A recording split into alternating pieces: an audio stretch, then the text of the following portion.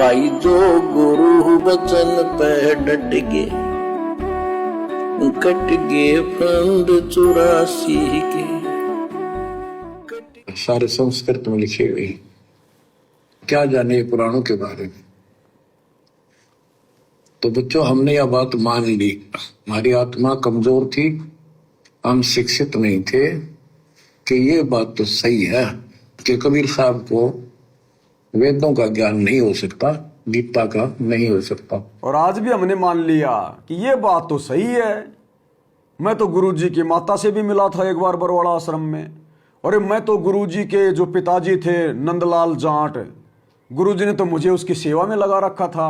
तो ये बात तो सही है भाई, गुरुजी के तो माँ भी है, बाप ही है, गुरुजी तो जन्म लेके आए हैं, और जो जन्म लेता है वो भगवान हो नहीं सकता। तो आज इस प्रकार से संगत अपने गुरुजी को रिजेक्ट कर रही है काल प्रेरणा से।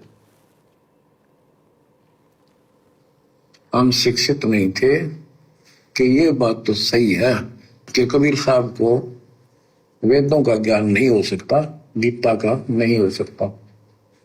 पुराण नहीं जानते क्योंकि ये अशिक्षित है, संस्कृत भाषा में लिखी हुई ये लेख है। तो कबीर साहब कहा करते, वेद मेरा वेद है, ना वेदन के माही, और जौन वेद से मैं मिलूं वो वेद जानते नहीं। आज भी गुरुजी कह रहे हैं, ना सतगुरु जननी जने जाके माना बाप, पिंड ब्रह्मंड से रहित है नावा तीनों ताप। कि नालायको, एक तरफ तो तुम अपने गुरु को सतगुरु कह रहे हो कि सतगुरु रामपाल जी भगवान की जय, और दूसरी तरफ तुम सतगुरु को मां के गर्भ से जन्म लेकर आए हुआ मान रहे हो। अरे सतगुरु की परिभाषा तो सुन लो, ना सतगुरु जननी जने, जननी यानी मां। सतगुरु कभी जननी से जन्म नहीं लेता।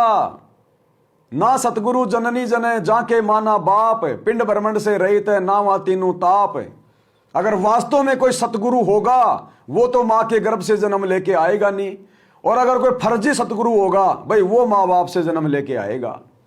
तो एक तरफ तो ये दोगली संगत अपने गुरुजी को सतगुरु भी कह रही है, और फिर माँ के गर्भ से जन्म लेकर आया हुआ मानकर 8 सितंबर को आश्रमों में उनका जन्मदिन भी मना रही है। तो वही ये दोगली सी बातें करने वाले उस सच्चे सतलोक में नहीं जा सकते। तो यह बात हमारा यकीन नहीं हुआ, हमें विश्वास नहीं हुआ। तो बच्चों, जब तक हमें ये विश्वास नहीं होगा कि हमारे मालिक जो है कबीर साहब परमात्मा है, तो बच्चों हम भगवान को पहचान नहीं सकते। अब हम शिक्षित हैं, और इस शिक्षा का आपको अदब गजब लाभ ये मिला है कि आप परमात्मा को पहचान चुके हो। ध्यान देना भाई और बहनों, ये विशेष संदेश है, विशेष संदेश, और ये अपनी विशेष आत्माओं के लिए हैं, और विशेष आत्माएं ही संकेतों को समझेंगी। अब यह गुरुजी सत्सेवकों के लिए और शतलोक आश्रमों से जुड़े हुए दोनों भक्तों के लिए संकेत कर दिया, दोनों भक्तों के लिए संकेत कर दिया गुरुदेव ने। क्या कह रहे हैं? सबसे पहले सत्सेवकों के लिए क्या कह रहे हैं गुरुदेव, ध्यान से सुनिएगा। आपको अदब गजब लाभ ये मिला है, अब हम शिक्षित हैं, और इस शिक्षा का आपको अदब गजब लाभ ये मिला है कि आप परमात्मा को पहचान चुके हो। सत्सेवकों के लिए क्या कह रहे हैं गुरुदेव? क्योंकि वो तो अंतर्यामी है, उनको पता है कि गुरु को भगवान मान के भक्ति कौन कर रहा बाहर।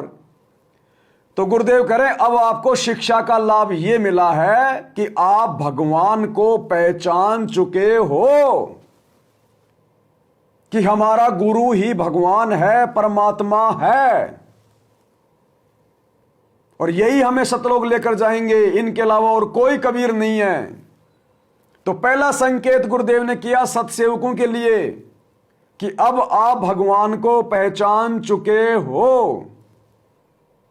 एक बार फिर से सुन लीजिएगा।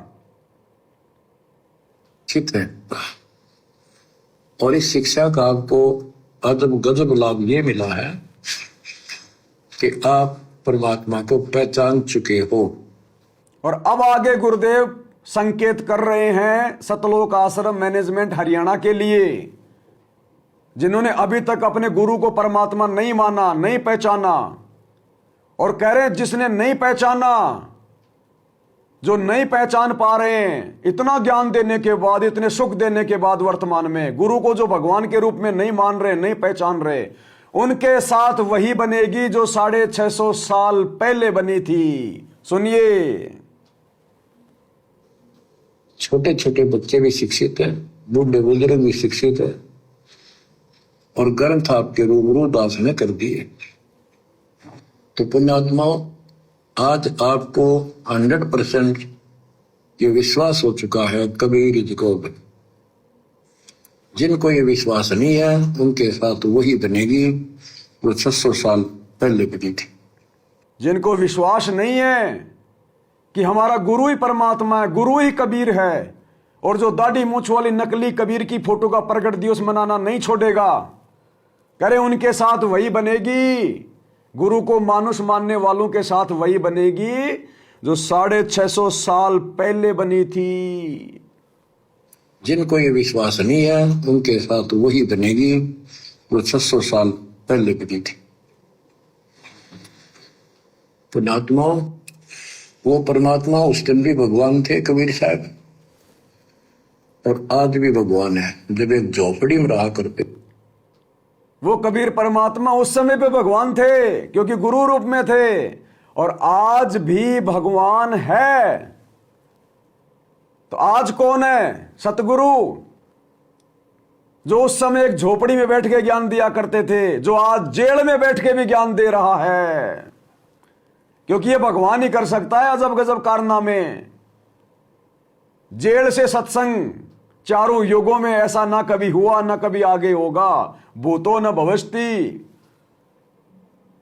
जेल से जिसके ऊपर देशद्रोह का मुकदमा लगा हुआ है, और जेल से एक एक घंटे के सत्संग भेज रहा है, नौकरी चले जाए पूरे स्टाफ की, जेलर सहित, लेकिन कोई चुकार भी नहीं रहा। परमात्मा ने सबकी बुद्धि ऑफ कर रखी है। तो 650 साल पहले कहां से करता था सत्संग? झोपड़ी में बैठ के। और आज जेल में बैठ के सत्संग कर रहा है, पूरी दुनिया का पालन पोषण कर रहा है जेल में बैठ के, और 650 साल पहले झोपड़ी में बैठ के दुनिया का पालन पोषण कर रहा था।